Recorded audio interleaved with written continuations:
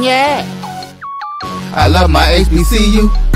And boy, I love it, love it. I love it, love it. I love my HBCU. And man, I hope my team they won. Yeah. I hope my team they won.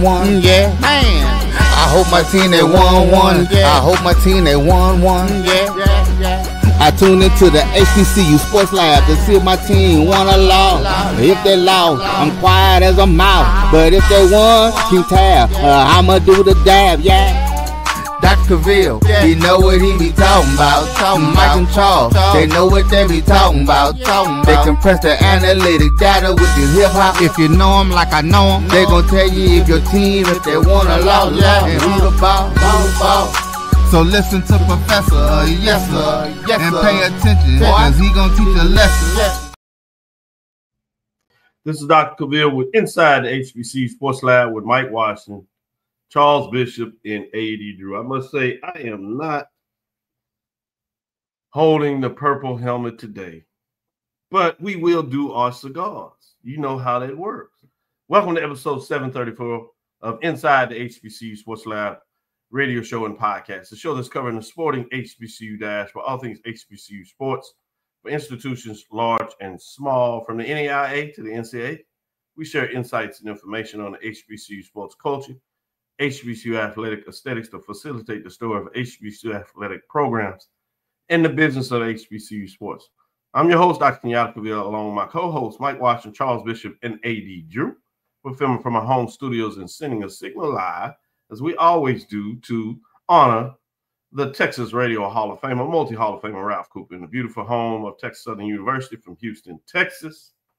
Today's episode of Inside the HBCU Sports Lab is sponsored by THG Agency.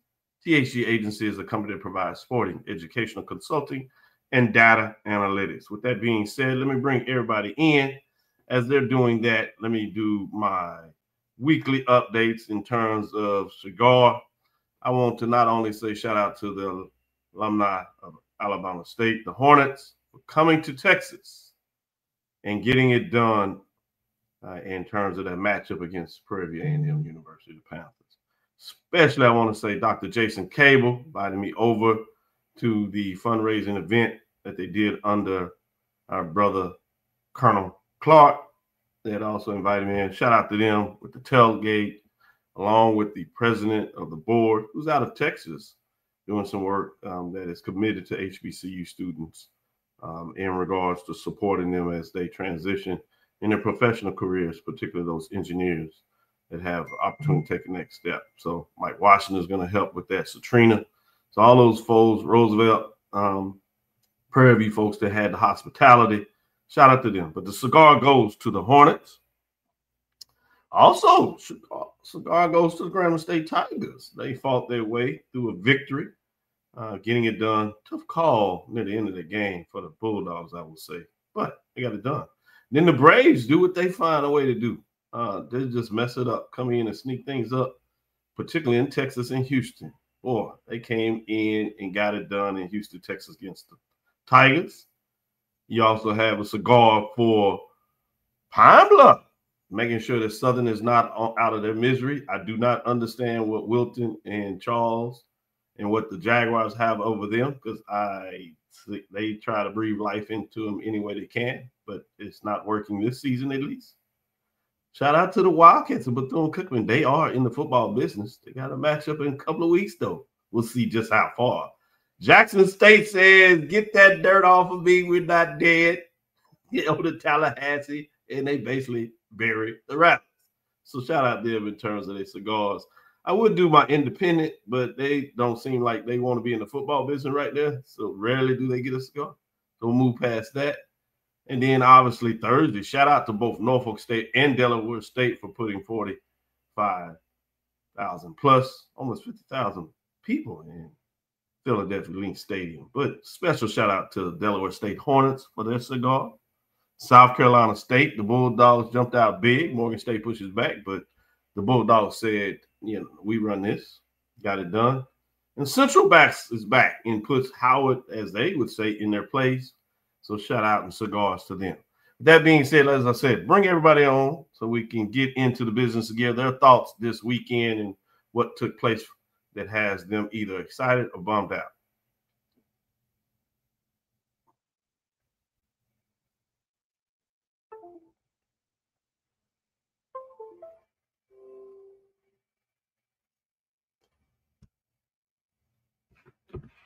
Are we still moving forward? It looks like we might be having a little technical difficulty, but we'll keep flowing to see what we can get done here as we're in this moment of trying to get it corrected with those moving forward, if you like. One of the things I thought was interesting from Saturday's matchup, when I specifically look at Prairie View, and I was watching the other games, obviously going up 21-7, but allowing a huge kickoff return was a challenge in terms of that matchup.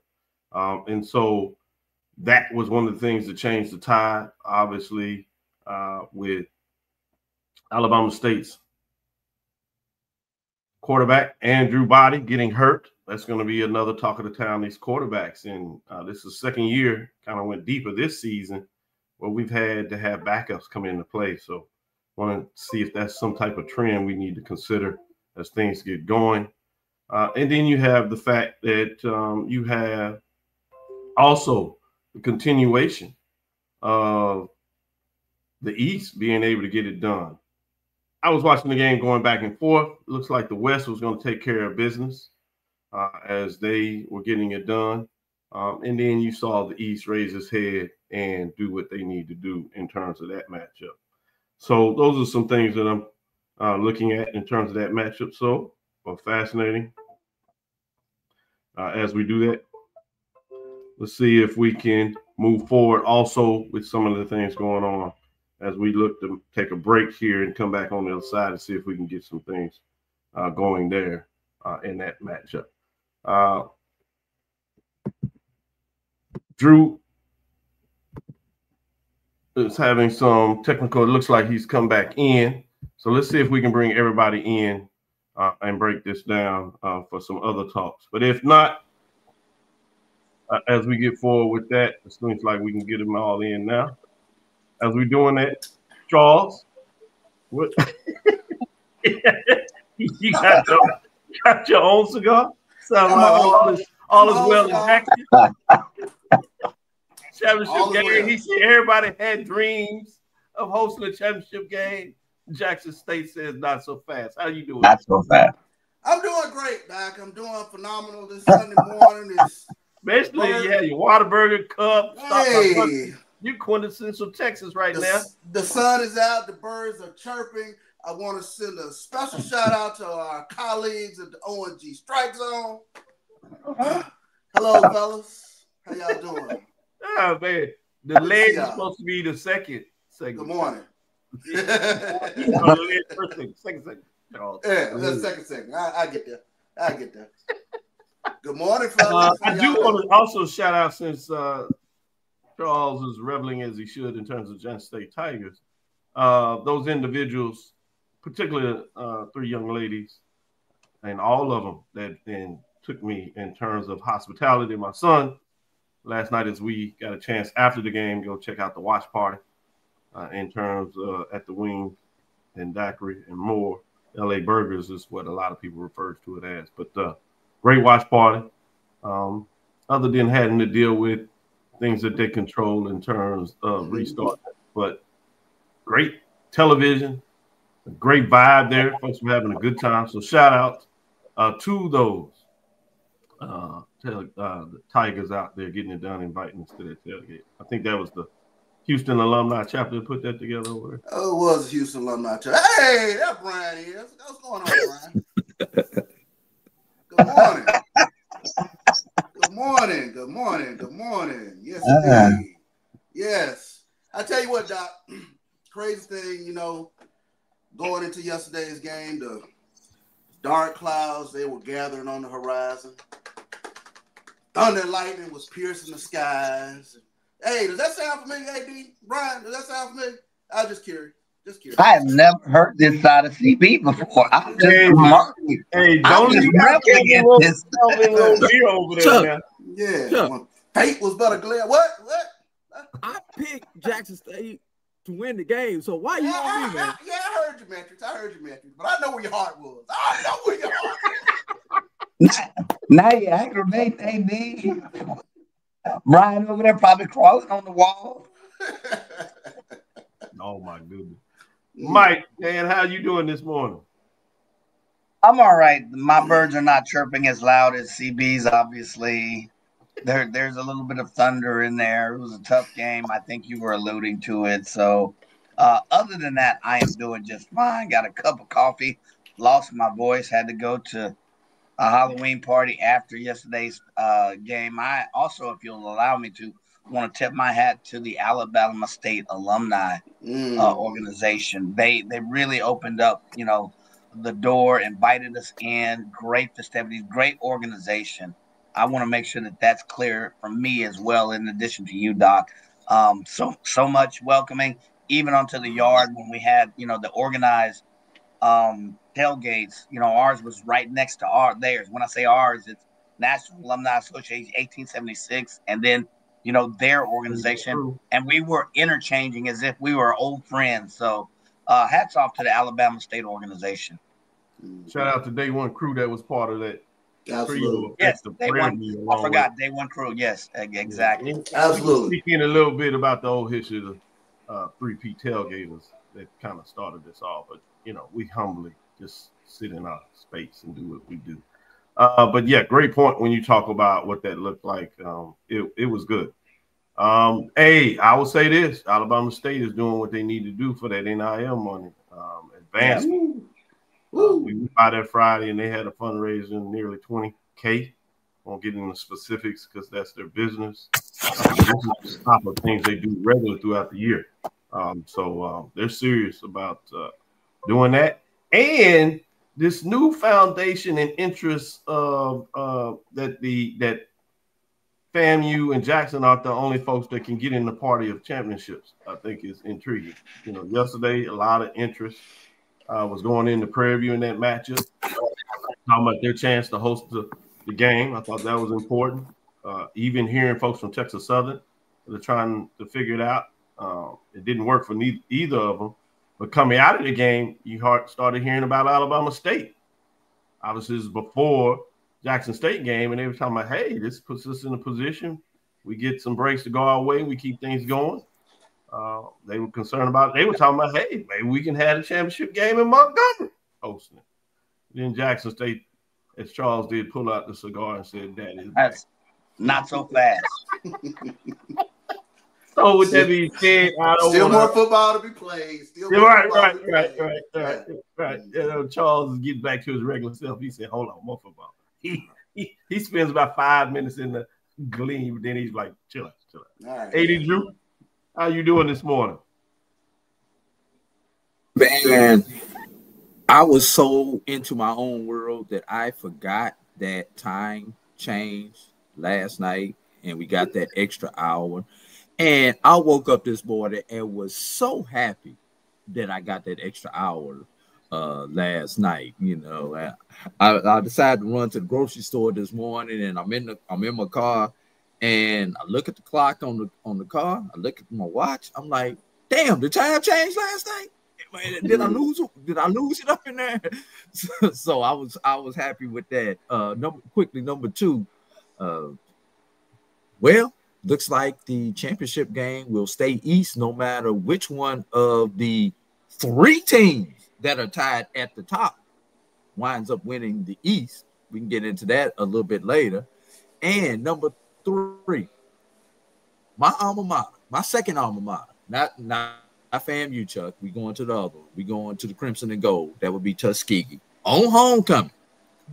Yeah. Some factors went into the lack of a homecoming crowd. We kind of saved this for Tuesday, or we could get into it, Dr. Cavil, but it was like a world of different things converging all together, and they did not converge at Cleve Abbott Alumni Memorial Stadium. Yeah, let's take a deeper dive on Tuesday because you touched on it. It's what I would call a great tease. But so tune into us Tuesday as we go to the. I might get into it tonight. Well, even better yet, on the sports wrap, and then we'll come back and take even a deeper dive on Tuesday after they really provide you some insight on what that looks like.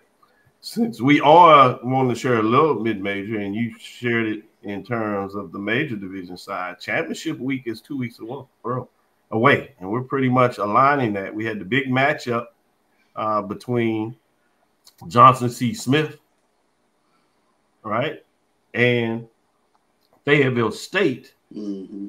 And while Fayetteville State looked like they were going to have us saying that Johnson C. Smith is Johnson C. Smith 2 years in a row, Johnson C. Smith, I said, how dare you? They came out and got it done. And so they're one step away from getting that rematch against Virginia Union. It's pretty locked that Virginia Union is in there, but they do have to play the final game with Virginia State. Virginia State has lost to 2 of the 3 top teams at the top. So it's very unlikely that Virginia State can get in there, but they can mess it up and make it intriguing. If you would, in terms of getting to chaos that AD Drew likes, in terms of everybody understanding the tiebreakers. It could get a little bit more challenging after that week, or as anything could reveal that it could be pretty clear. So shout out in terms of what that looks like. So with that being said, let's take our first break, come back on the other side, and get into the top 7 scores so we can get into some specific matchup and see what these gentlemen thought. Then it's also time to see about the ledge. Does anybody get to send a life raft out there on the ledge for folks that are jump? Are you all just letting folks do what they do out there? And are you sending more people out there on the ledge is the question I have for Charles. Obviously, Big Mike and AD Drew can get into the mix there. But more importantly, we want to celebrate teams and those players more as we kind of did this segment. But the players, as we get to the Big Ben helmet segment, we'll do that right after this first break.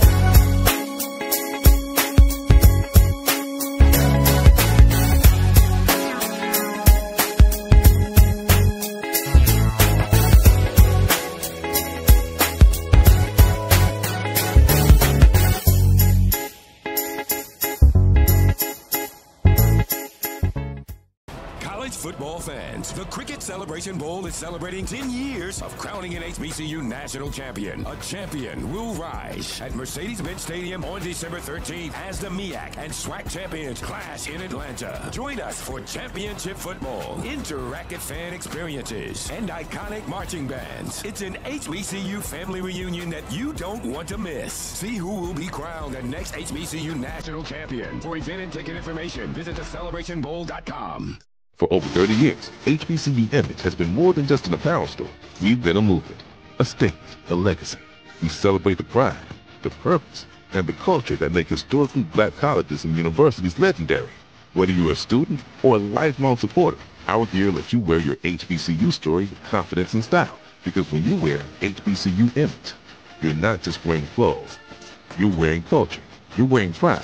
You're wearing purpose. HBCU. With over 25 years of serving our communities, Destiny Financial Services, a division of Global Life, is here to help you and your family through difficult times.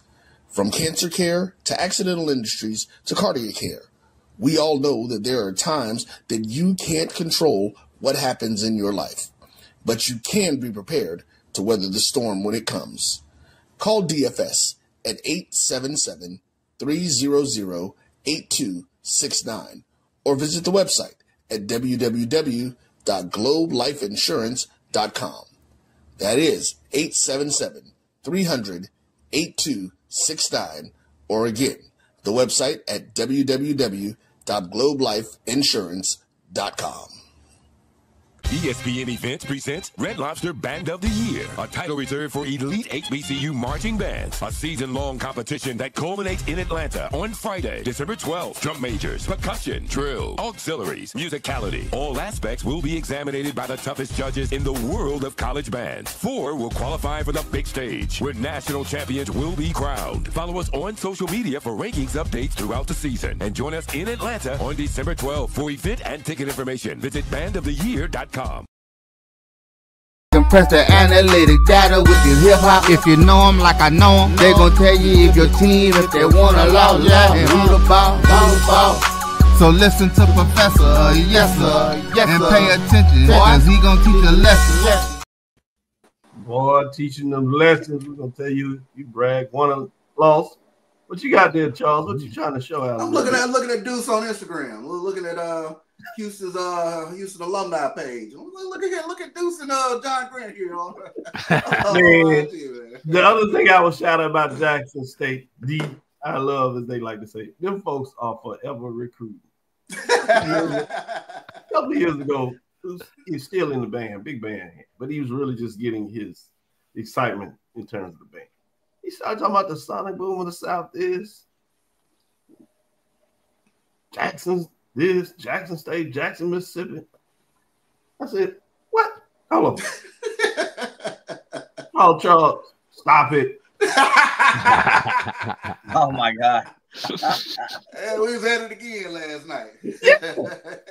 All of a sudden, randomly, they come over and get in with the tickets. Come on, you pull out. And then Deuce has the magic touch. The first ticket he pulls, John Grant whispers, tell him, he said, man, take care of me, pull my name. He pulls the name. And then the last one, he takes care of his Uncle Alpha. Charles pulls his. Good job, Deuce. I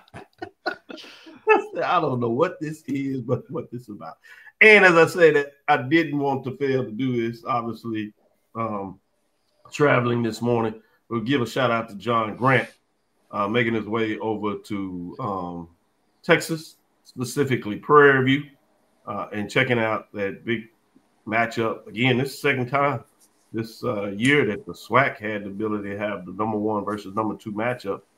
And both games lived up to it. Prairie View went up. You had the upflow down, injuries in the game, went down to a field goal, 53-yard field goal that went just wide left. I'm in the suite, and, you know, as a football individual that really looks at those matchups, you kind of look and you say, hey, that's going to be tough. You get the kick off going, and you said, all right, he gets the kick. So we got a shot here. It's going, looking pretty good. Then your natural inclination is to look at the umpires under there, see what they do, you know, right? The ladies that were up in there are not as versed in terms of looking at that. So 2 or 3 up there with the angle you're in, and it was really close. Charles has a framework of the picture, so clearly tell you, but they still swear today it looked good. So they were cheering. Yeah, they were cheering. So I'm looking at myself, and I'm like, what did I miss? Because I'm looking at the rest. I was like, did I miss something? So and I realized, I said, it's no good. And they was like, much of the crowd dropped. And then all of a sudden, Alabama State had the suite next to us, the suite that we usually have. And we opened up this year. And so those fans were certainly excited after they realized that it wasn't any good. So you talking about the emotions on every side, just to give you some clarification on what that looked like. Much of the crowd was also cheering as well. There were people cheering in the crowd as if it was good. And, you know, if you watch the game, as you alluded to, you wait for the refs to get the good signal. And much of the crowd, if you look down over, they were cheering as well. But we had to hear the noise of the Alabama State crew next to us, look, consistently. So,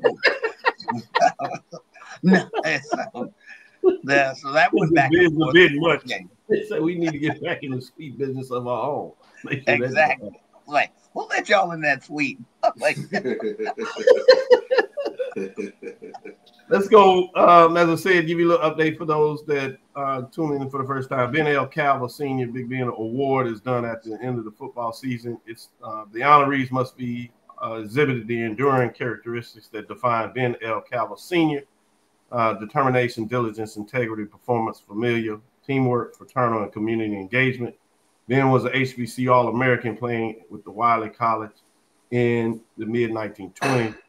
1928, 29, he was a HBCU All-American, won 4 out of 5 years SWAC championships at Wiley College at that time, now Wiley University, and won a Black College championship as well under legendary football coaches Long.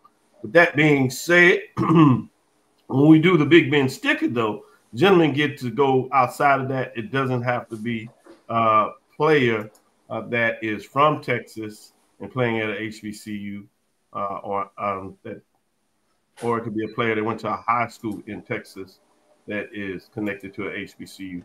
As well, it can be individual outside of the state of Texas if they're playing at one of the HBCUs in Texas. So we'll keep you updated, but they get to give Big Ben stickers for anybody that has superlatives just to pay homage to what that looks like. Fullback, a member of that Wildcat 11. This was last week's top 7, so we'll go and see what these teams did this week. Obviously, number 7 was North Carolina Central, the Eagles. Number 6 was Texas Southern Tigers, Delaware State Hornets at 5. The 4th spot was South Carolina State Bulldogs. Top 3 teams coming out of the SWAC. Number 3 was Jackson State Tigers. Number 2 was Prairie View and Panthers. Number 1, Alabama State Hornets. So let's get into that. As we told you, the first matchup featured 1 versus 2. Alabama State literally did not get on the road. Maybe some of the fans did, but the team and the band surprised us some. Credit to those that made that happen. Old friend of mine out of Huntsville that got together in there making things happen. So I want to give him a little bit of shout out in terms of what that looks like in terms of Lamont Huffman that does flights in terms of his business, getting him here on charter flights. So yeah, number 1, Alabama State getting it done, holding on to a victory after falling down early. They improved to 6-2, 4-1, making the East even more interesting as they take down number 2, Prairie View Panthers, that fall to 6-3, 4-1. Because some other things happened in the East with Texas Southern losing as well. They pretty much keep the same spread they had going into this week. 31-28, maybe a little tighter with Grambling State as they got a call, good call, and really had some great defenses with a lot of sacks in that matchup, getting it done at home. Defeat Alabama A&M, the Bulldogs. In this matchup, the Hornets defeat the Panthers 31-28 was the final in that score. Let's go to number 3, which are your Jackson State Tigers. They go down to Tallahassee, plant their flag. Really, they didn't, which is a good thing because we know how that took off a couple years. But we'll say virtually, since that's a thing. Virtually planted their flag, defeating the Rattlers. So the Jackson State Tigers at 3 improved to 6-3, 4-1. They defeat the Rattlers that fall to 3-5, 2-2, 41-16. Some Rattler fans were trying to find some way of hope. Other folks felt concerned going in this matchup and things just worked out, but they were still in it. It was not to be. Moving on to number 4, which is the Bulldogs, which is crazy from some perspectives. When you think about last year's MEAC champion that qualified, obviously, for the Celebration Bowl, that are quietly getting things because a lot of folks are paying more attention to either North Carolina Central that was not picked number 1 to go into the season, but that's the way they started things off. And the red hot, and I mean red hot, Delaware State Hornets, as their color is that turquoise in red. Well, South Carolina State, the Bulldogs improved to 6-3, 2-0, defeating Morgan State that fell to 3-6, 0-2, 36-30. This is the second or third game where they were up big and they let team come back. And some people ask the question, and you always do that, whether it was with Bethune-Cookman and did they let off the gas? I think this is another example when you look closer, if you watch the game and or go deeper into the statistics, where they were trying to move the ball to continue to do what they need to do. They got to stop. Morgan State went on a nice drive. Multiple plays, over 7 or 8 plays, got a touchdown, onside kick if you would. And next thing you know, they get a stop, and they score. So they scored 21 points in the 4th quarter. So that's something to keep your eyes on for the Bulldogs as they continue to move forward. But other than that, they're looking good. More importantly, they get the W and go to 2-0 in the conference race in the MEAC. Setting up what could be at the end of the year. Obviously, you have that matchup in a couple of weeks with North Carolina Central first. That is in Raleigh. I plan to be there as that's a Friday night game. But they have the end of the year matchup that is usually ho-hum. But with Delaware State, and that game is in Delaware, over. That could be intriguing in terms of what that looks like. But speaking of the Delaware State Hornets, let's move on to number 5. They will face Morgan State this week, and that game has been moved to a Friday game in a lot of ways on ESPN after the success they had a couple of weeks ago, and particularly what happened Thursday. Well, the Delaware State Hornets continue to show their magic and say that they are for real. They are 6-3 overall. More importantly for them, they're 2-0 in the MEAC. They defeat a game Norfolk State in front of 40,000 plus, as I said earlier. Norfolk State falls to 1-8, 0-2. But the score was an entertaining game, 27-20, as the Hornets and Coach Jackson get it done in terms of that matchup. On to number 6 in terms of what took place in that matchup. This is probably the big upset of the day. The score wasn't that bad, but it was solid. It should have been 33-14 on the score there. But the Braves defeat the Tigers that will want to stay in the race. And it would have got maybe even more interesting in the West, as both would have been 4-4. Obviously, Prairie View has the tiebreaker, but it still stays as a 1 game, 2 if you lose in the tiebreaker, because the Braves get it done. Again, 33-14. They improved to 3-6, 2-3. Number 6. Well, the Tigers fall to 4-4 and 3-2. 33-14 was that matchup. Which makes it interesting, as Braves tend to do. They're always a tough out. They played tough this year. Things just didn't go in their favor in terms of score. But, boy, can they mess some things up for some folks later down the season. We'll see what that looks like, as it looks like they are getting better. With that being said, at number 7, as we close things out, those pesky Eagles are back at it. They improved to 6-3, 1-1 after taking that conference loss to Delaware State. That is not looking as bad as maybe people would have thought it looked a couple of weeks ago, even though the Eagles had bigger plans. They're still in the hunt as they win 35-14 over Howard. That falls to 4-5 and 1-1 in the conference race. With that being said, I'm going to you first, Charles. What are your thoughts in terms of these top 7 scores on the matchup here? I think the thing that jumps out for me with regards to yesterday, obviously the injury to Andrew Body. I think that's one of those things that Prairie View will look at a golden opportunity, especially with one of the more dynamic players in the SWAC. He goes down, not able to come back in that game. And, ultimately, the turnovers are kind of what hurt them in that game, 4 interceptions in that game. So had an opportunity there at the end with a game-winning field goal to tie it, to send it in overtime, but we're not able to get that done. The other thing that jumps out for me, Jackson State, 392 yards rushing. And I remember, James Big Daddy Carson telling me a long time ago, he's like, I can give you the assignment. I can align you where you're supposed to be, but if, somebody's force is too much for your will, there's nothing I can do with that. And we saw that last night with regards to Jackson State's offensive line. They took over that game. You had some fortuitous things that happened. They got a turnover, and once the ball got rolling, and once that rushing game got up and going, it was a rough night for the Rattlers. So Jackson State's offensive line, you give a shout out to those guys. DeAndre Towns, Blue, Ace Meadows, all those guys up front. They took over that game, and you saw that with regards to Ahmad Miller and Denario Davenport able to rush for over 100 yards in that game. And what you might see until however long the breath of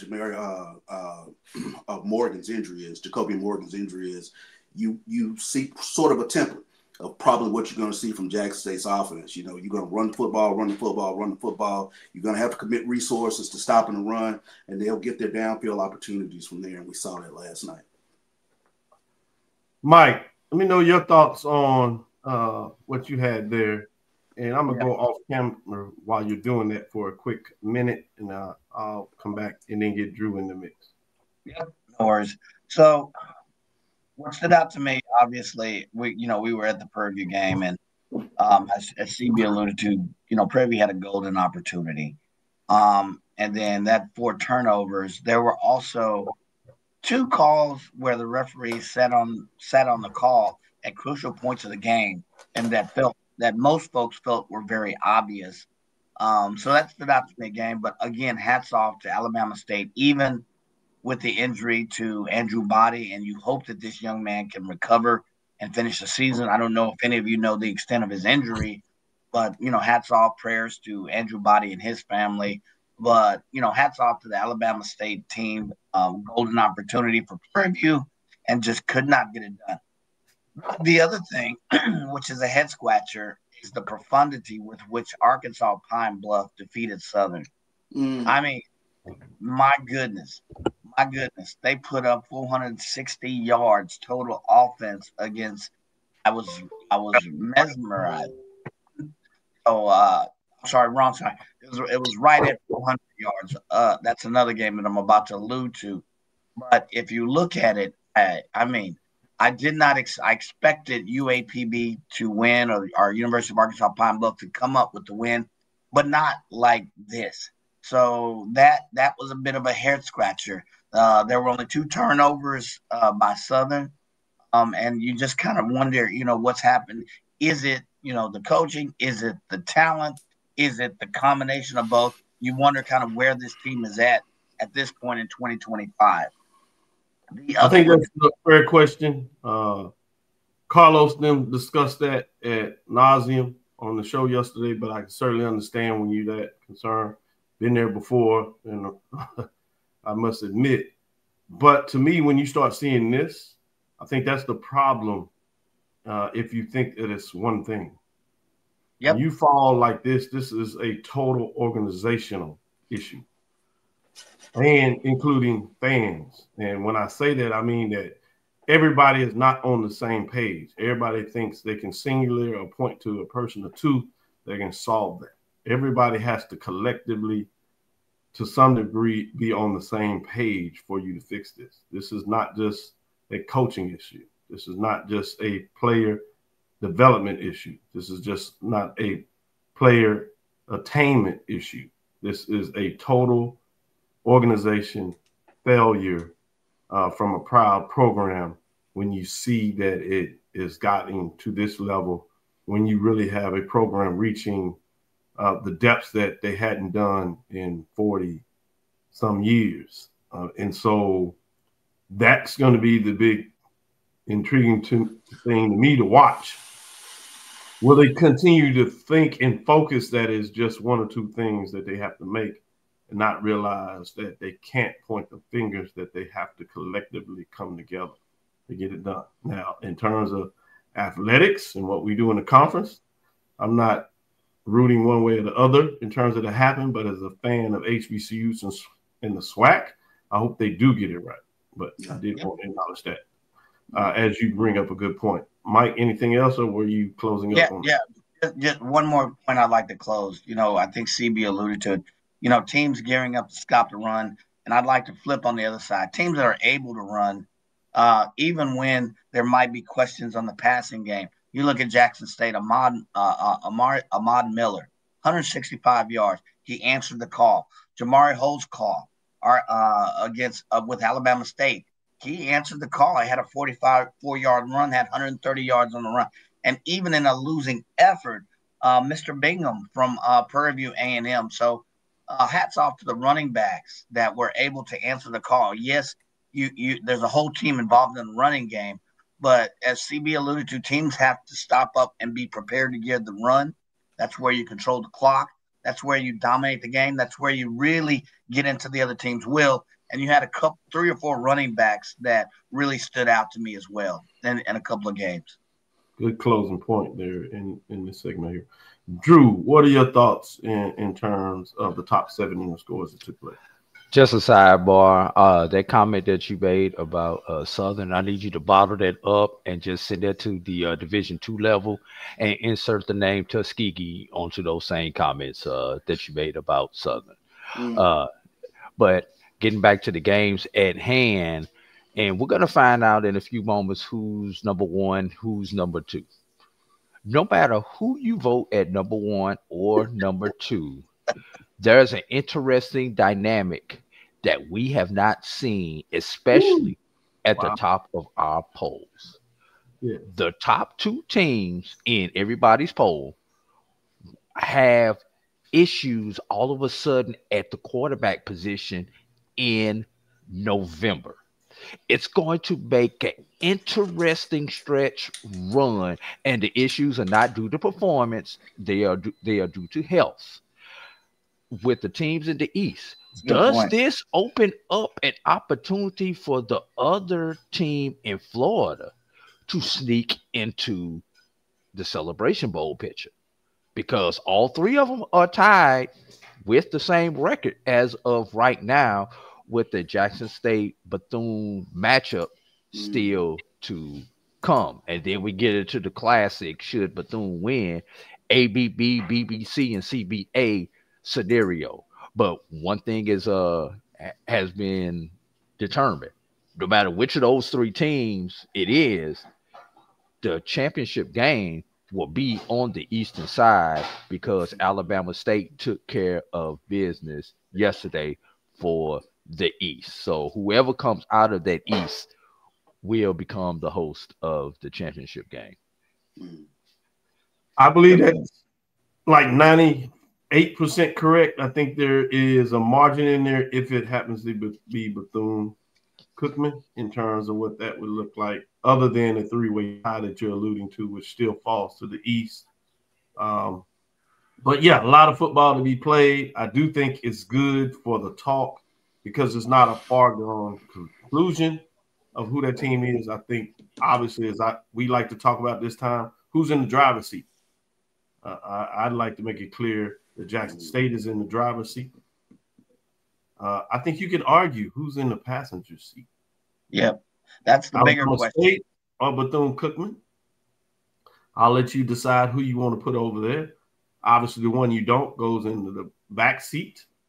And maybe you can put them right behind the person in the front seat. That way they can easily get over and jump in the back seat as if we used to do when we were younger, climb the seats.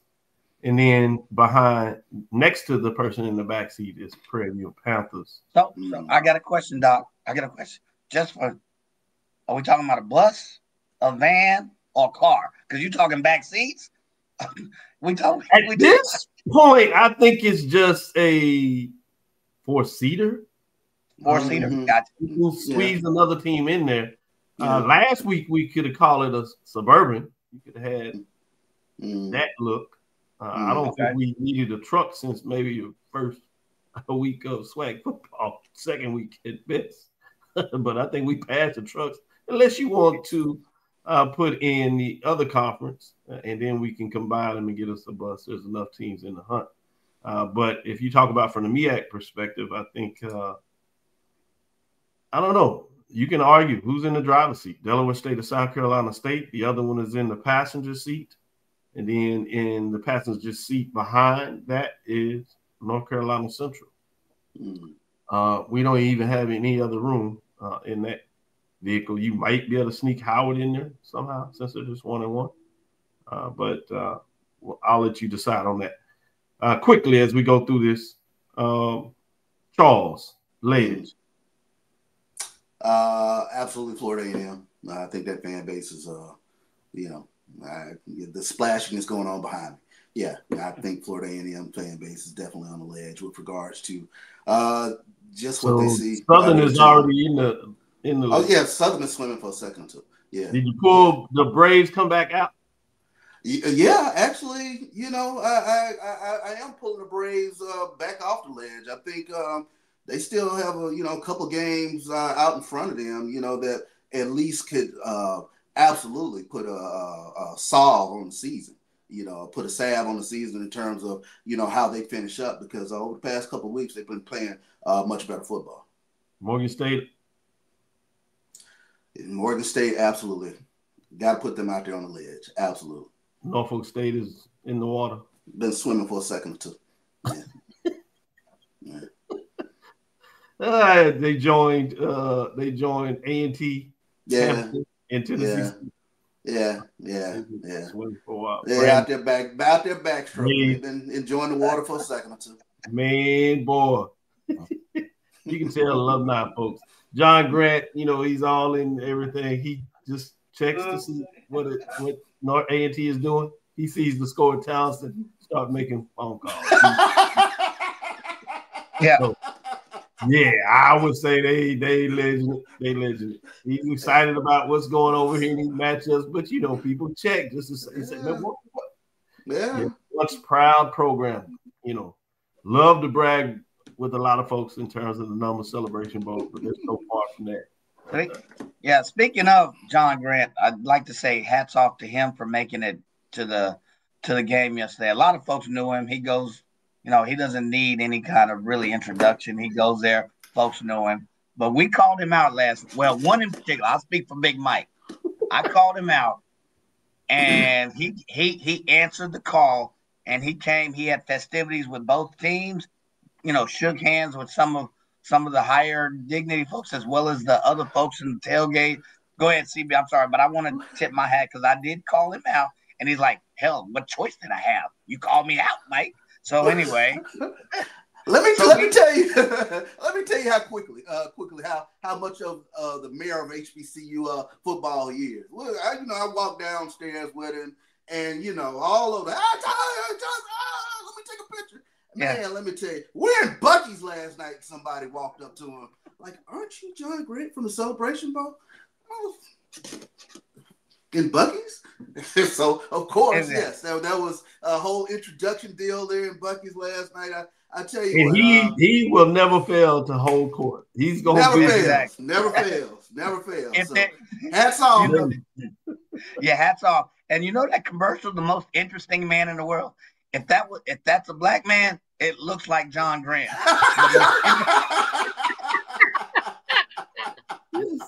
Any helmet stickers? Quickly, any helmet stickers? Yeah, absolutely. Let me give a helmet sticker to Curtis Allen. Huge day yesterday. Curtis Allen yesterday, 369 yards rushing, 26 attempts, 5 touchdowns. And I'm going to also give helmet stickers to both Jackson State's offensive line and defensive line. Both lines did what they had to do yesterday. But huge stat yesterday. Jackson State, another game, they're over 200 yards rushing. All wins when they're over 200 yards rushing. But the other big stat yesterday, Florida A&M only 1 for 11 on third down conversion. So the defense was able to get that offense off the field. Yeah, good job. Good analysis. Big Mike, helmet stick? Yeah, part of it, TB, I wanted to get Jackson State's offensive line and Ahmad Miller. Ahmad Miller had 165 yards. I think he had a long one of 40, 50 yards.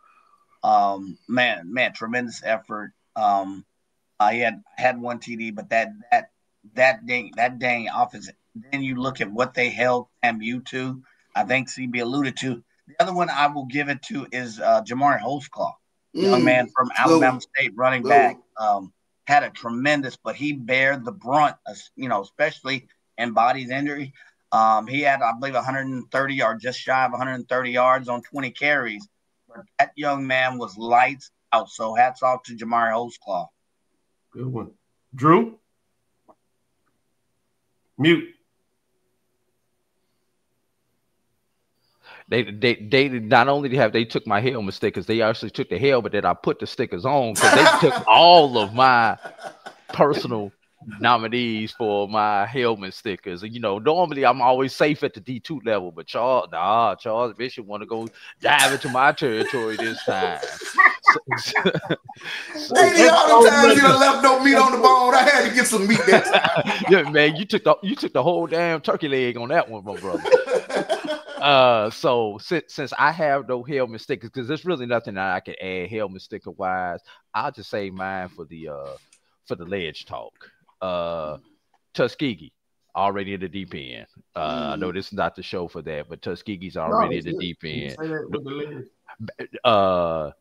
Norfolk deep end, Southern deep end, Alcorn State. Somebody tossed them a life preserver and bringing them back to shore.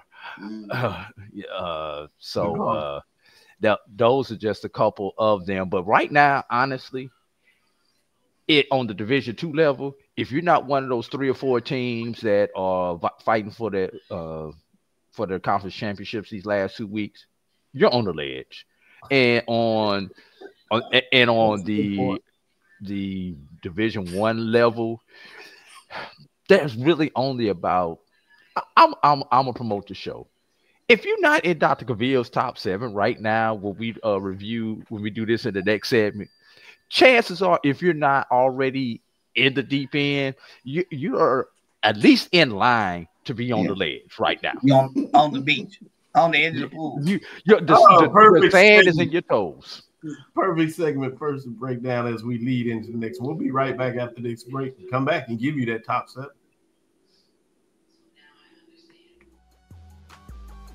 This is the Dean of the College of HBCU Sports, Kenyatta Cavil of Dr. Cavil's Inside the HBCU Sports Lab with Mike Washington and Charles Bishop. Come mix it up in the lab where the course lecture is in session every Tuesday from 6 o'clock p.m. Central Standard Time on Facebook Live, YouTube Spreaker, or the BCSN app, as we discuss all things about the HBCU sports culture, including exploring the week that was in the sporting HBCU diaspora, as well as the upcoming week of HBCU sports. With me, the Dean, the College of HBCU Sports, on Dr. Cavil's Inside the HBCU Sports Lab with Mike Washington and Charles Bishop. Course lecture dismissed.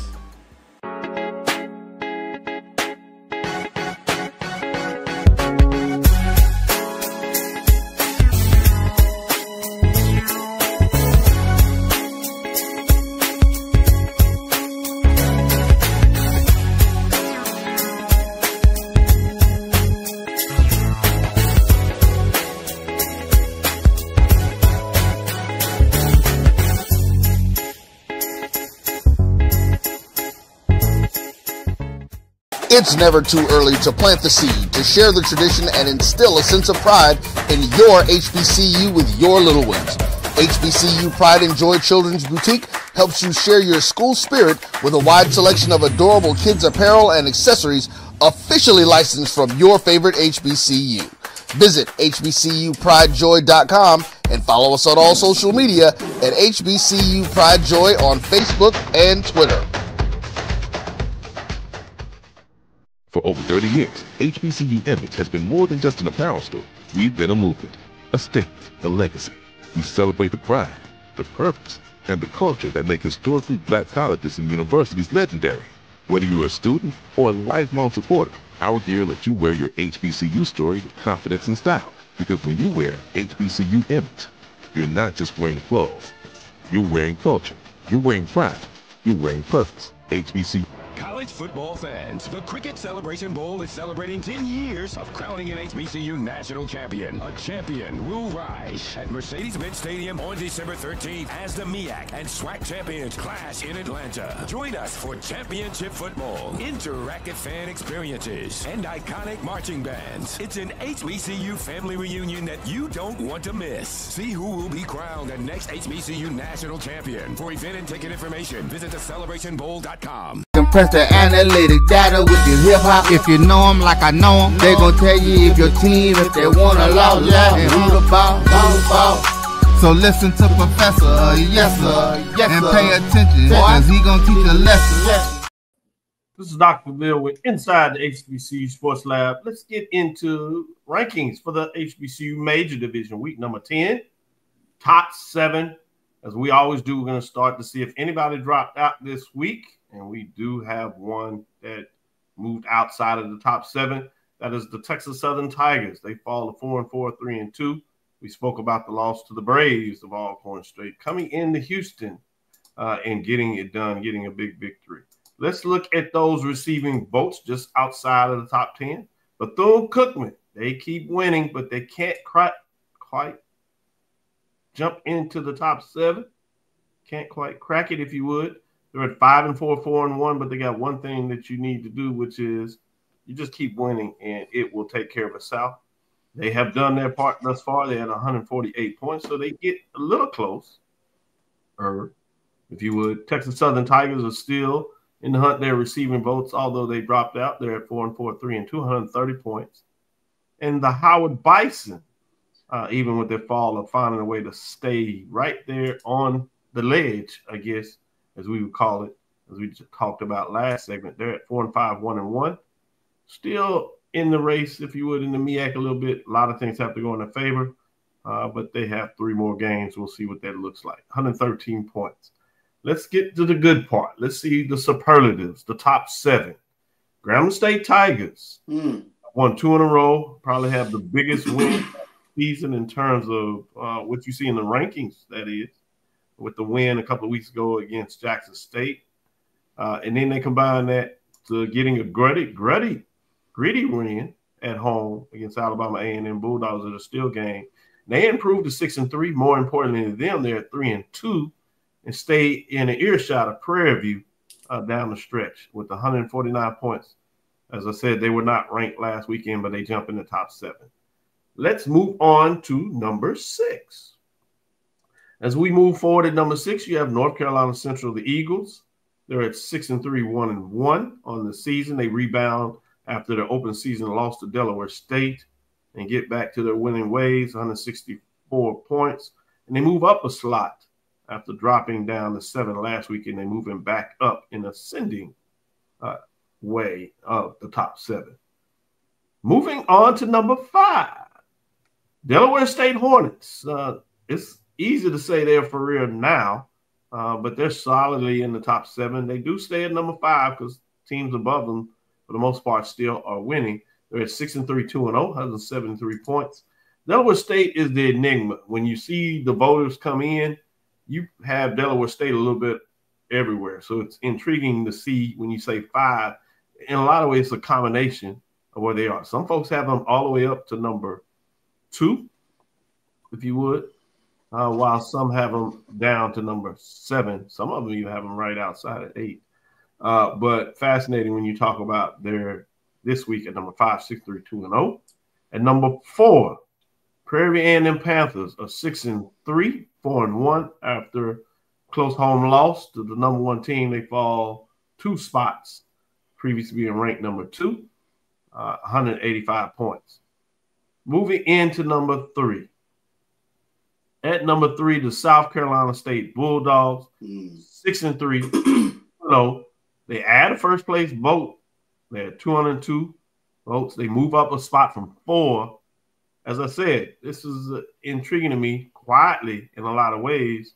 The Bulldogs may not be getting the talk that they did last year when they had a meteoric rise that ascended to a MEAC championship and a ticket to the Cricket Celebration Bowl in Atlanta to face Jackson State. Incredible. You see that we have 2 number 1s here. I'm teasing this out a little bit. As the votes came in yesterday, hold on. I wasn't going to show that yet, but that's all right. As we tease this out a little bit, as the first 4 votes came out, they were tied at 4-4. And that's why I opened up this, because I was waiting on those last 2 votes to come in. I wasn't sure they were going to come in time for the show. They came in late, and I had to put stuff up, so I didn't do that. So Jackson State, as you saw, actually did come in, and they are at number 2. So I want to make that correct, as AD it showed, which was correct. Jackson State Tigers 2, 6-2, 4-1, because as you'll see with the number 1, the 2 votes that came in moved it to Alabama State versus it being 4-4. This would have been the first time you would have had 2 number 1 teams in the poll that I've done over 20 years now. You had not seen that before. But history was lost. Jackson State actually is number 2, 6-2, 4-1, 4 first place votes, 218. I think this will be talked throughout the week because obviously, although this is a week to week, we do talk about the cumulative. I always push head to head, and Jackson State won the head to head against Alabama State. Alabama State last week did pull the number 1. And I think a lot of posters had to decide: do you take in the fact the head-to-head matchup, or do you pull down the number 1 team that went into the week number 1, won against the number 2 team, you somehow drop them? And so I think it's fascinating, as I just think it adds to the intrigue going down the stretch. And while we had a little glimpse of the light in the West, the light is going to shine back to the East about how things fall up, particularly when you look at Bethune-Cookman at number 8, trying to find a way to sneak into the poll. And as ADU shows you, that number 1 team is Alabama State Hornets with 2 first-place votes over Jackson State with a total of 6 20 points, and they remain at number 1 in week number 10. Guys, tell me where you landed and why. I'm going to start with you, Charles. Just to look at the overall top 7, or overall top 7 or the top 2. Sure. You can go to whatever direction you want to go. Gritty win by Grambling starting at number 7, especially just coming off the hangover of the win of Jackson State and playing without Xavier T-Set. So I think that should calm down some of the wolves that hold there at Grambling. So great job, Mickey Joseph, getting that win. North Carolina Central getting off the mat. We saw what Delaware State was able to do this past week. Great win. Prairie View, all is not lost. You still control everything over there in the SWAC West. So, you might have potentially lost an opportunity to host here in Houston, but yet still in the driver's seat. And you talked about it earlier with South Carolina State, quietly, because all the light is shining on Delaware State, but South Carolina State quietly just keeps winning. And then Jackson State, I think looking down the stretch, Alcorn, their defense is going to be the highest rated defense in stopping the rush. They're currently 2 in the SWAC in stopping the rush. Behind them is Mississippi Valley at 4. Bethune-Cookman sits at 6th in the SWAC in stopping the rush. As I mentioned earlier, I think the path going forward, you're going to see that Jackson State offensive line really lean on defenses in regards to getting that running game up and going so that they can have some shots downfield. And a tremendous win with Alabama State. Anytime you go on the road and get a win in the SWAC, tremendous win. So hats off to Alabama State for getting that W yesterday. Good stuff. AD Drew. A lot of red flags all over this, Dr. Cavil. I'm sorry. I have to be the bearer of bad yellow. He said red flag. Couple of things.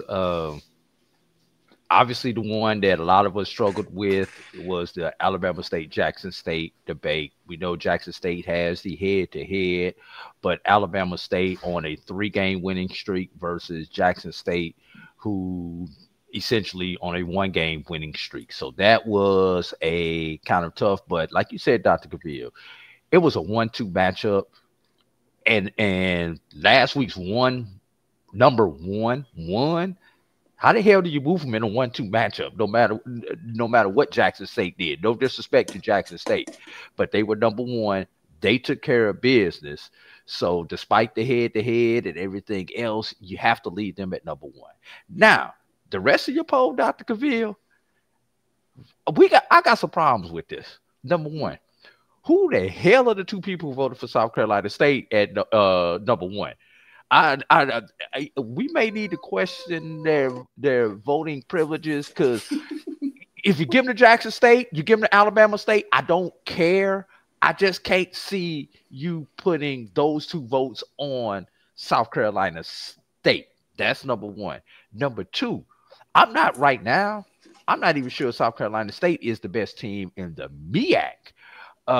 Charles, there's a reason all the light is shining on Delaware State. They are playing the best ball. Yeah, they struggled a little bit against Norfolk State. You got to remember, Delaware State not used to playing in stadiums like that. So not only did they have the light on the program, they had the light on everything with the big lights on the stage. When they get back into a regular venue, I think we're going to see a Delaware State team that we have seen in the past. It was kind of tough to place Prairie View because they were number 2. They lost on the last second play, just like they won on the last second play earlier this year. But everybody else around them won, so it was really tough on where to place them. But the last one, Dr. Cavil, number 7, Grambling State. I hate to say this, but Bethune-Cookman needs that spot before Grambling State. I still cannot, even though this is a week poll, I cannot get out of my head Kentucky State and Langston when I look at Grambling State. I cannot get those out of my head when it comes to voting. Bethune-Cookman, one of the hottest teams out there. The one loss in conference is to the #1 team, although Grambling has the victory against the #2 team. I still that Langston, Kentucky State is the tiebreaker for me, us putting Bethune-Cookman hangover in there. Yeah, it's still I'm still taking Tylenol on that one. I think it's fascinating discussion because that's why I love this segment. Not only do we unveil the top 7, but we allow you to get into some of the voters that vote in here and their thoughts. And you're right. Some people think just like you, and others, because I collect all the ballots, and I've seen Bethune-Cookman on some people's ballots all the way up to #4. So you're absolutely right in terms of what people think and how they decide to look at some victories. You could argue that Grambling has the biggest win of the year in terms of defeating at that time the #1 team that was #1 going back to week 10 last year. While you could argue that Bethune-Cookman, as you said, probably playing some of the best football in general at this time. So what is your main criteria that you look at? How deep do you go to week, or how far do you look at a composite in addition to week, kind of shifts where you are? I seen Delaware State all the way up to #3. Some people believe in Delaware State even more than what you're saying. But what I love this is we'll find out on the field because you'll have that Delaware State, South Carolina State matchup. Yeah. And so you'll get to see that. And so those things are nice. You'll get to see North Carolina Central and South Carolina State. You'll see that on the field. You'll get to see Jackson State and Bethune-Cookman on the field. So it's going to be fascinating as you go down the stretch. You have a couple of those matchups. But before we go to the next segment, I want to have Mike have his final say on the top 7.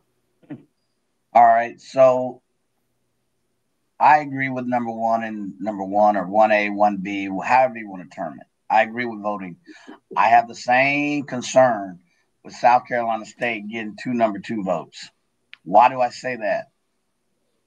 #1, you don't talk with them as if they're head of this MEAC.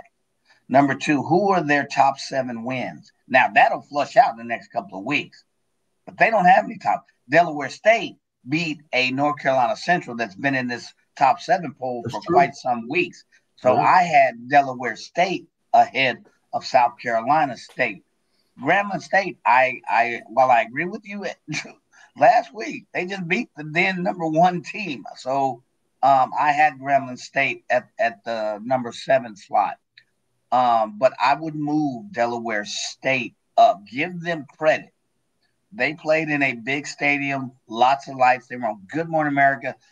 For whatever reason, you got to look at their body of work, look at the instance, and then look at where they are. They are on top of the MEAC. Like it, love it, or leave it. Now, that will rectify itself as well in the next coming weeks. But to this week, I have Delaware State as the #3. And then Prairie View has 3. #7, they beat Texas Southern when Texas Southern was up here. They beat Grambling, arguably when Grambling's here. But when we look at South Carolina State, they have been very quiet. But, their victories have come against Savannah State, Norfolk State. None of those teams have really been in the top 7. So when you're looking at this, you also got to look at who are their victories against top 7 teams. That's my only concern with this. Yeah, I think you make a good point. You can't argue with that. Again, it's eyes in the whole of the believer in terms of, when you look at beauty, what do you like to see in terms of what that is? I do think that some people vote that they, even though they look week to week, South Carolina State started higher. Delaware State is coming out of nowhere. So if the teams are winning around the same margin, how much do you punish South Carolina State because they hadn't done it, but in terms of still getting wins? but not getting the wins that you want. I will say this, though. Think about Alabama State, what they have done thus far, Charles. Mm-hmm. They went on the road to Tallahassee. That was before things really fell apart, but still, you know, it's a difficult place to win. They hadn't crossed that demon yet. They got the win. They go to Jackson State, play down to the wire. They take on their rival and beat them to death like they stole something. Then they go over to Texas, a long trip, another good football team. So their schedule. I know we don't want to get too far ahead of ourselves, and you want to finish this out this year, and you don't want to neglect the opportunity to get it done. But next year's schedule, Alabama State has FAMU at home, Jackson State at home, Prairie View at home. If these teams continue to, I mean, you're talking about a nice schedule just in general, but what would look like some of the tougher teams, you got them right there on your backyard. Boy, you're talking about a team that is road tested. The Hornets are fascinating to kind of watch in terms of what they've been able to do this year. Mm-hmm. With that, let's take this last break, come back for the last segment, and get to what we do. It's time to look forward, Charles, in terms of what that looks like. I would take a quick moment, as we did on Thursday. We shared some love with the projections. Drew, tonight you need to talk about how your projections that you talked about on Thursday, how you end up scoring overall. Obviously, when we did the Kyle metrics, he had FAMU narrowly beating Jackson State. He missed really bad on that. He had Alabama A&M slightly over Grambling. That one was a little off. In terms of Alabama State, he had Alabama State by a slim margin, right on the money on that one. He had Texas Southern by a field goal, off on that one. He had Bethune-Cookman by 2 scores of Valley, a little closer, but he was right ultimately on that one. He had Arkansas Pine Bluff over Southern. In terms of what he called, with many, I guess, as you all said, Southern, he called it the upset too. And he had Jackson State by 10 plus over FAMU. So he was on it in a lot of those. Lastly, he had Delaware State by 2 touchdowns over Norfolk State, a little closer than what he had. South Carolina State by a touchdown over Morgan, right on the money. North Carolina Central in a tight one, wasn't quite that tight, but he did have the victory over Howard. So again, 80 Drew tonight, give us your updates of where you fit. I tune in for that. I will say one that I would say the only one, and I'm just took a quick glance that I know was wrong, was Grambling, Texas Southern. I think all the rest of them panned out. Good job. Good job. So you get a little bit of updates as we start moving forward with that on Thursday to see specifically doing the metrics where you come out. I think that's an added addition we want to take care of. When we take this last break, come back on the side, we're going to give you some matchups and see what these gentlemen think about what will take place next week in the SWAC and the VA. We'll be right back after this break. ESPN Events presents Red Lobster Band of the Year, a title reserved for elite HBCU marching bands. A season-long competition that culminates in Atlanta on Friday, December 12th. Drum majors, percussion, drill, auxiliaries, musicality. All aspects will be examined by the toughest judges in the world of college bands. 4 will qualify for the big stage, where national champions will be crowned. Follow us on social media for rankings updates throughout the season. And join us in Atlanta on December 12th. For event and ticket information, visit bandoftheyear.com. For over 30 years, HBCU Image has been more than just an apparel store. We've been a movement, a statement, a legacy. We celebrate the pride, the purpose, and the culture that make historically black colleges and universities legendary. Whether you're a student or a lifelong supporter, our gear lets you wear your HBCU story with confidence and style. Because when you wear HBCU Image, you're not just wearing clothes. You're wearing culture. You're wearing pride. You're wearing purpose. HBCU Image, a Kenny T's company. Press the analytic data with your hip-hop. If you know them like I know them, they gon' tell you if your team, if they wanna lose, and who the ball.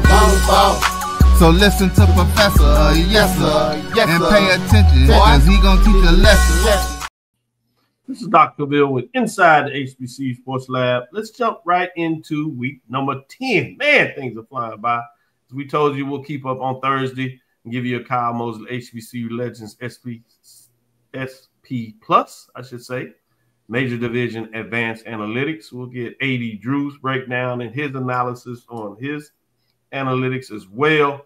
We'll incorporate that to tell you next week on Thursday, not only in terms of your own analysis where teams are, we'll give you some metrics to think about that as well. Let's get into the first matchup in terms of the rankings according to the day release. We have Texas Southern coming off a tough victory, so you know they're going to be angry and mad. But Texas Southern now faces faces on the road Alabama State. Texas Southern comes in 4-4, 3-2. They need this to look for a winning season, to find a way to stay in the race. And they face Alabama State that needs it as well. They want to stay on the race as well. 6-3, 4-1. This is a big time matchup. Top 10, number 9. I just told you about the gauntlet Alabama State is doing, and the SWAC is turning into that, where it's week and week top matchup, particularly when you add in rivalries and all those kind of things. That even if a team is not ranked or doing well, when it's rivalry, they get up, and you add all those things together, boy, you talking about a gauntlet of a schedule for most teams, but particularly Alabama State. Charles, you started off with a what's on your mind? It's just a trap game. That's a trap game. Depends on the health of Andrew Body. That's a scary game for Alabama State from the standpoint of, and I have to go back and take a look at what happened yesterday with regards to Alcorn, but Texas Southern can run football. And that is, if you're going to say if that's an Achilles heel of the Alabama State defense, stopping the run is an Achilles heel, I think, of the Alabama State defense. So that, I believe, is a trap game. And, you know, if Texas Southern can find a way to limit turnovers or not hurt themselves, they'll be right there in that game. Yeah, I think very early on you saw that with Prairie View. They made some adjustments, but now those adjustments on film be watched this week. So you're right. It'll be interesting to see what that looks like. Mike, what are your thoughts in terms of this 1 versus 9 matchup? Exact same thing. Same reason, same thing. You saw what Prairie View's running attack did to, Alabama State. They did make adjustments, but here in the fourth quarter, they started to reopen that run back up. So it could be a trap game to me for Alabama State. If they don't really gear up to stop the run, which Texas Southern, as CB alluded to, does well, it could be a trap game for Alabama State. On the light side, if you look at where Texas Southern is on the defensive side, I think they're somewhere in the middle. I think they're like number 3 on the defense, so they can have a strong defense. So I think Alabama, this is a watch-out game. You came out this big win for Prairie View, and now you got Texas Southern coming home, which pays equally or arguably just as good, almost a strong equivalent type of run game. So I agree with CB. It's a trap game. Drew, where are you on this matchup? I'm interested to see, just like I was interested this week with Jackson State and their quarterback situation. I am really interested with Alabama State and their quarterback situation. And it's a doggone shame that Coach Eddie Robinson, who's putting together the best campaign he's had as a head coach, once again runs into the gauntlet of an injured quarterback during his season. And it's the good thing is he's been here before. He's been at the point, especially when we take all the data points from last year, Mike, where he played 82 quarterbacks last year. So if there's anybody who understands what adjustments he needs to do on the practice field and in the meeting rooms this week of losing your number 1, it is Eddie Robinson and that offensive staff. The bad thing is, if there's anybody who knows the pain of not having your number 1 quarterback in key games this late in the season, it's Eddie Robinson and the Alabama State Hornets. I'm siding with Alabama State at home in a lot closer game than you would probably expect. If this game was in Houston, I would probably be siding with Texas Southern in this situation. Key stat, Texas Southern and Alabama State 7th and 8th respectively in stopping the run. So who can actually get the respective running backs on the ground? Yeah, because I think he can go get a heavy dose, especially from the Hornet side. Yeah, heavy dose. Jamari Holdsclaw. Absolutely. Holdsclaw. All day. Good analysis. Let's go to the next matchup. Number 2. Jackson State at Mississippi Valley State Delta Devils. Always a tough place because of the team, but I think just too much there of the Tigers in terms of being able to run the ball. At the very least, it may be close early, but they'll wear down Valley, who's 0-4, struggling. But one of those games that you can't overlook, but I think they'll get it done. Charles, you have any way? I know what Mike's going to say, Valley. Well, yeah, I'm very interested in this game. I'll be on the call for this football game. But historically, Mississippi Valley always plays Jackson State very, very hard. But depth will be, I think, an issue in this game. And like we've talked about during the course of this program, Jackson State will lean on teams. And I think that rushing game will pay off in the end. Hey, Drew, you buying what Charles trying to say? I am not buying it. It's not for sale here in Georgia. And I'm going to tell you why it is not for sale here in Georgia. Obviously, you know, Georgia is real close to the state of Florida, where Terrell Buckley played his ball at Florida State University. So you've got a head coach who's a defensive coach, against a freshman quarterback. So true freshman quarterback, if I do remember that correctly. Starting his second game, he's at the quarterback is on the road in, for lack of a better word, hostile territory, as hostile as Itabena can be. But Terrell Buckley, y'all acting like this is the Valley of old, where it's Valley losing by 68 points. No, this has been a very competitive Valley game. I'm wondering if Buckley is going to be able to draw up enough exotic blitzes so that when Jackson State has to pass the ball, we know they're going to be run first in this game, but when they have to pass the ball, they can confuse this young quarterback enough to cause enough havoc to keep them in the game. And if Valley is in this game in the fourth quarter, Charles, that's when you need to go ahead and get the sweat rag out of your back pocket and start to worry. So although, yeah, conventional wisdom says Jackson State, it's something about this game, especially when you factor in Jackson State has Bethune-Cookman next week, and a game that we would have overlooked in July next week is going to be the next biggest game in the SWAC. Jackson State, don't look ahead too much. Maybe a possible trap game for Jackson State also. Mike, it's your turn to do your proverbial. I'm not. See? Here's why. And it's that last point. It's not that Jackson State is playing a team that played within 5 points of Southern. They put up 30 points against Southern. You're like, all right. Well, they put up nearly 20 to Texas Southern's 23 earlier this year. And they scored, 3 touchdowns, against Alabama. This team can score. It's who Jackson State has to play that next week. That's why I'm going to say you got to watch out. This is one of the games in this list you're going to, I'm going to say watch out. Because it's not who you're playing this week. It's who you got to play the next week. And are you caught looking through that curtain, looking to that next week and forget something? Because I will say, I'll be the first to say, we talking about, no, this Valley team can score some points. The problem with them is, can they stop anybody? And, their defense is, they're allowing 30 points on average a game. But you got a new quarterback. They should, by all stretch of the mean, be able to assert their will.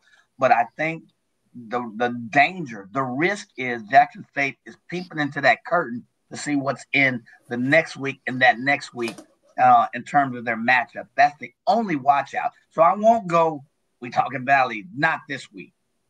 Charles, all the years that you've been telling these folks to watch out for Valley has finally worked.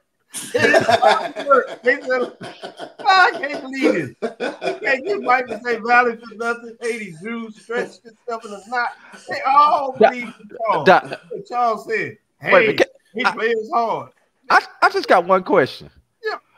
Mike and I essentially had the same argument. Yeah. Why the hell is the chat killing me and not killing Mike and me at the same time?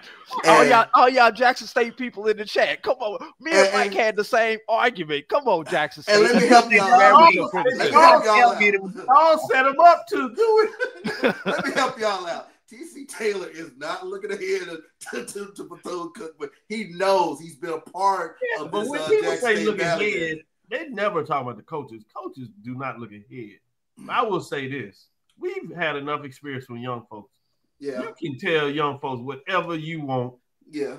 And they gonna have their mind wherever they want to. We done seen it many times before where you get out in the game and you be like, man, where have these players been? And you think you had their attention and all that kind of stuff. So players are players. Folks, when they make the comments, they're not talking about the coach. All right, go to the next match. Next one is number 5, Prairie A&M, the Panthers 6-3-4-1. They had Alabama A&M Bulldogs.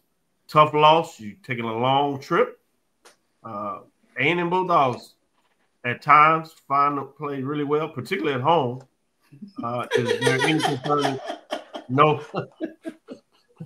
No, I can't say you on this. All right. Drew. We'll move on to the next matchup. Number 10 and South Carolina State. Y'all don't believe in South Carolina State Bulldogs, so this may be a little more interesting than you think. Now, Howard has to go on the road. They've been able to have some big games, 4-5, 1-1. South Carolina State, the Bulldogs, 6-3, 2-0. Anybody have the Howard Bison in this match? I believe less in Howard than I do in South Carolina State. Okay. Yeah, but the only one, this is another one I said, look at who South Carolina State has to pay after this. They got to play North Carolina Central and Delaware State. Do they, again, be caught? And I believe, I agree. I don't know what Howard amounts to. I don't know what team Howard's going to, is it, the Howard that's really good on the rushing, has a strong defense, or is it that Howard, that other Howard? But look at who South Carolina State has, and you can say all you want to that the coaches don't look at, but players are players. These are 18, 19, 20, 21-year-old men. Do they look past this Howard and start looking at Central and looking at Delaware State, who they have after Howard? That's my only watch out here. That's the other watch out.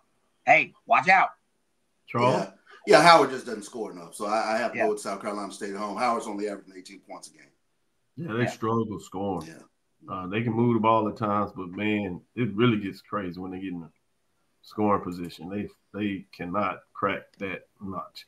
The other thing is senior day for the Bulldogs. So you think focus, this is their last home game, and they certainly want to go out right, and they're chasing championship. And they want to get back to, we don't think about this, but they made it to the Celebration Bowl, and they didn't get it done. They want to find a way to get back there and right this wrong. And we've seen how Jackson State did that from when they went there 2 straight years. When they finally got back, they were able to knock down that door. Next matchup. Delaware State Hornets at Morgan State Bears. Trap. Another one. Trap. So we got the trap games this week. Another one. The trap game. Talking about Atlanta and the trap. It works out this week for real. Delaware State Hornets and Morgan State Bears, 6-3, 2-0, 3-6, 0-2. 2 of the 3 say it's a trap game, so we'll move forward. Let's get into the next match. Norfolk State Spartans, 1-8, 0-2 at North Carolina Central, 6-3, 1-1. Can I say you on the trap, or are you good moving forward with this one? Good moving forward. Move on. Yeah. This was the one that's intriguing. Number 8, Bethune-Cookman Wildcats, 5-4, 4-1. They're at number 7, Grambling State Tigers, 6-3, 3-2. Always a tough place to play. Eddie Robinson G Stadium there for the Grambling Tigers, and they're pretty well. Got away with it this week in terms of having quarterback. He has another game on his back when you talk about the backup coming in and getting all the momentum. I do want us to break down this matchup. So I'm gonna start with you, AD Drew. What's your thoughts? 7 versus 8. Another one of those teams that we're looking at with possible quarterback scenarios, a team that could be good. If we knew that their starting quarterback was going to be healthy, it's a team that we would give a lot more praise to. But,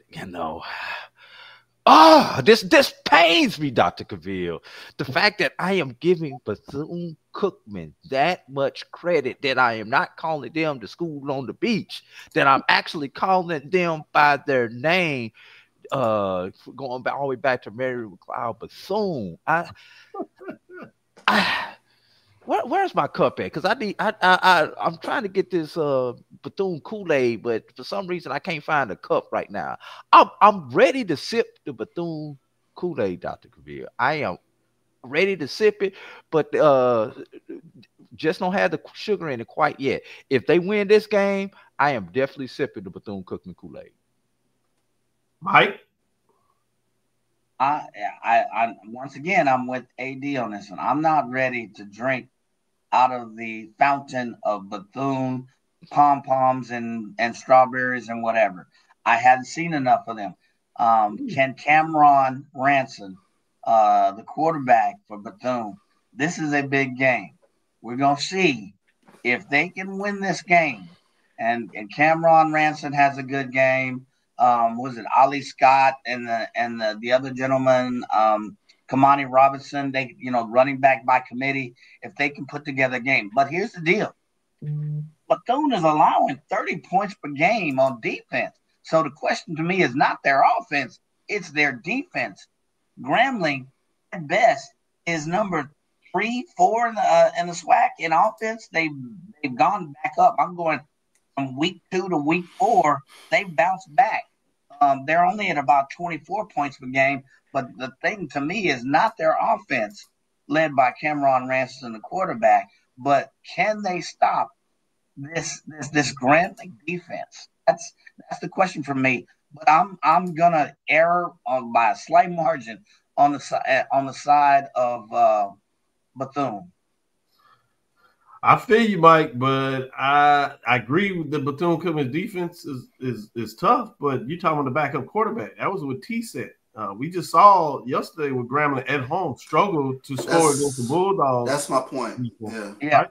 I was going right there with you, Doc, in terms of I just don't see enough scoring for Grambling. I think that's the big issue. Underrated stat with regards to Bethune-Cookman for all the prowess we talk about them throwing football, they're third in the SWAC and rushing the football. The stat for me in this game, can Grambling stop Bethune-Cookman from running the football? If they can do that and kind of muck the game up, they get after the quarterback. They lead the SWAC in sacks. Yes, they do. That's going to be the ability to do that. Fascinating when you look at that matchup in terms of what to look at. Let's scroll down and give the last couple of games that are outside the top 10. We won't talk about them, but I just want to acknowledge them. Southern at the Braves, obviously a big time rivalry game. The way the Braves are playing, and better yet, saying the way the Southern Jaguars are not playing. I don't see much going on in this matchup. But which means Braves can get to 500 in terms of conference play. That's gonna be a hell of a halftime show. Yeah, where they were.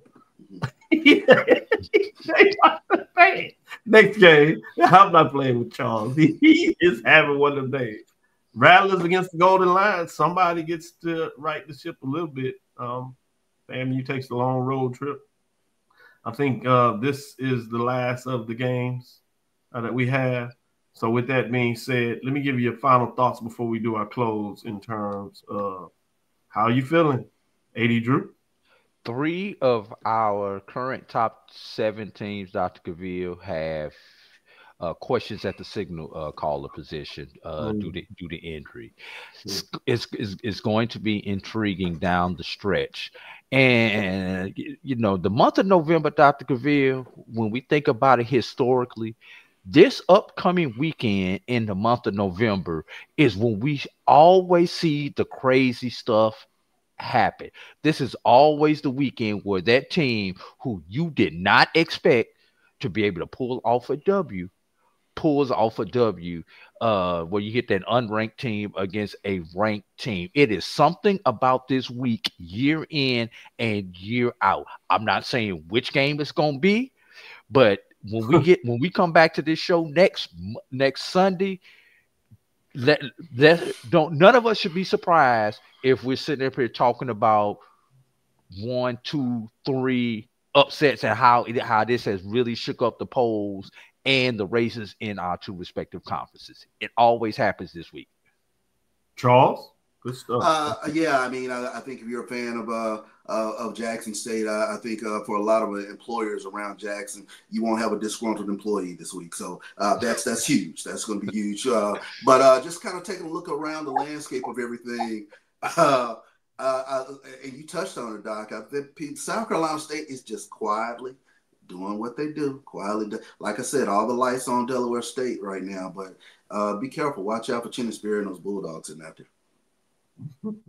Yeah, I love it. You absolutely right. Mike, what are your final thoughts? Yeah. There's a lot of talk about, South Carolina State and how quiet. We know what they can do. But give credit to Delaware State and what they've done as well. They wouldn't be the strong North Carolina Central team. Nobody was talking to them at the beginning, and I'm happy to see them in the hunt for the first time in a long, long time. The second thing is we are talking about the West. Remember, we went to the season, it's all about the East. The Beast is in the East. It's going to be Alabama State. It's going to be Jackson State. Somebody out the East is going. Did we think that we'd be at least at this point talking about the potential or how strong players in the West and not the ones that we thought would be at the top of the West? I keep reminding us of that, where we were in July of this year. And now we're talking about Grambling, even though with an injury. Now we're talking about Texas Southern, how strong they could be. They have a loss against Alcorn. We're talking about Prairie View, lost 3 points to Alabama State. But I think there's a different conversation now happening in the West. They're not probably the Beast is still in the East, but there's a whole different conversation in the West that we're having now than we had at the very beginning of the year or thought we'd have. And Southern is not in that conversation. That's probably exactly. the one thing that we thought would be in that conversation are not in that conversation. Yes. I want to bring your attention to the fact that the entire top 7 list all have 6 wins. Yep. They're in a very strong position to have 7, 8 teams end up with 8 wins. I think that is a good thing for HBCU sports when you talk about 21 FCS programs and 8 of them potentially coming out with 8 or more wins. So it'll be interesting. That's something I'm going to be keeping my eyes on over the next 3-4 weeks to see, can you get that type of threshold going down the stretch. So great points, great show today. Thank you for listening to Inside the HBCU Sports Lab. Make sure you share our podcast with your friends and colleagues. I am Dr. Kenyatta, the Dean of HBCU Sports, coming from inside the lab in the College of HBCU Sports with Mike Washington and Charles Bishop. I did want to throw a bone to the mid-major. Albany continues, and that's Albany State, the Golden Rams. Hold up home field for the championship game. Yep. Already. Credit to them locking that up. Be interested, can they go ahead and close the deal? And while Virginia Union is getting it done in the CIAA, I do want to give a plug for Johnson C. Smith. We saw what happened last year as they faltered. This year they refused. They're 1 game away to getting back to be able to do the next step, which is play for a conference championship where they were right there on the door last year. I want to give a specific shout out to a lot of the Division II programs, Kentucky State in terms of the run that they're on, and AD Drew, Stephen A. Gaither has given us great updates in terms of looking at the mid-major. So I want to give them a special shout out. We'll take a deeper dive on Tuesday. Again, we want to thank you for listening to Dr. Bill's Inside the HBCU Sports Lab with Mike Washington, Charles Bishop. Mike, stop eating that candy. With Tuesday and Thursday at 6 o'clock standard time. Are you gonna call me? Yeah, it ain't Mike this time. This time. Sunday at 9 a.m. We look forward to next week as we discuss the latest news in the lab. We know you celebrate Halloween with the kids in the neighborhood, and they give some of their candy, so you wouldn't have to give it all out. Follow me, Dr. Kenyatta Cavil, on Threads, Facebook, and Instagram. It's DrKenyattacavil. I done scared Mike so much he done freeze. Facebook, and that's Inside the HBCU Sports Lab 1 on Facebook, Inside the HBCU Sports Lab on YouTube. Dream big, continue to move forward. Charles. Of course. AD. Lecture. Mike. Dismissed. Dismissed. Travel like.